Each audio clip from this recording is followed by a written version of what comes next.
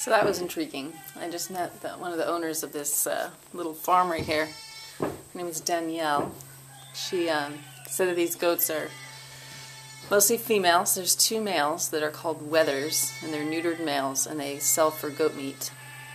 And that's what they do at this farm. They raise goats to sell at market, mostly for meat. They don't do dairy goats because they're too much work and they have full-time jobs and all that. But they've separated the kids, the baby goats, from the mamas, and these mama milk goats here, or these mama goats, not milk goats, are the ones they keep for breeding. And they only have one, I think she called him a buck, that does all the mating. And they're going to get a new one because his line is too kind of ingrained in this herd. So, but all the kids are up in the woods and they just like graze around.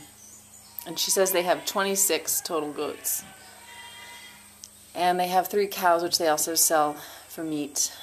They don't milk anybody. And I don't know, it was pretty interesting. Like, you get closer though and you realize there's all this like goat crap everywhere over there. It's kind of nasty. Like they just like sleep on their crap up on that little playhouse, and they eat the feed that they give them is medicated, some kind of blend, some kind of grain blend, I guess. But they're not really grazing goats. They're mostly like they mostly live off the feed, and they do eat some grass, but it's not like their primary diet. I asked her about the horns because there's 2 that don't have horns, and she said that's a practice that some people do where they have when they're little they have the horns like burned off, and then they don't grow back generally, although sometimes it doesn't work. And the idea behind it is like supposedly it's safer for the goats, they don't get stuck, but she's decided over the years it doesn't really make a difference. So they let most of their goats like keep their horns. And she says she's gonna, I guess her son is gonna take some of the goats to the fair where they sell them and they put them up for like a show, you know, it's like, maybe it's like a 4-H thing or something.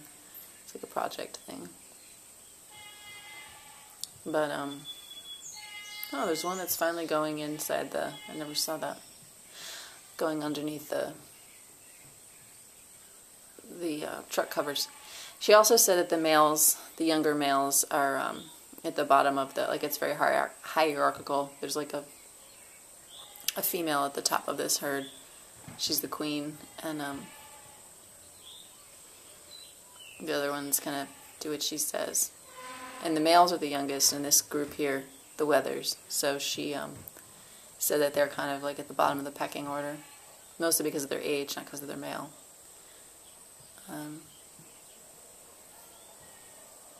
But yeah, pretty interesting. She's a nice lady. She said there's like some kind of pork roast or something out up on some road, she explained, and like all the locals, it's like, well, you go here and you turn there and there's this dirt road there, and it's like, it's nice of her to invite me, but I'm not going to be able to figure out where it is, so anyway, she's cute though. There's all this like farm lingo she was kind of dropping, and I was like not really entirely understanding everything, kept asking questions, and she was just kind of like dropping this lingo like I would know what she was talking about. It's kind of interesting. Apparently they're going to try some artificial insemination because they've learned how to do that with their goats. I don't know why you wouldn't just do it like with the buck, but anyway, kind of cool.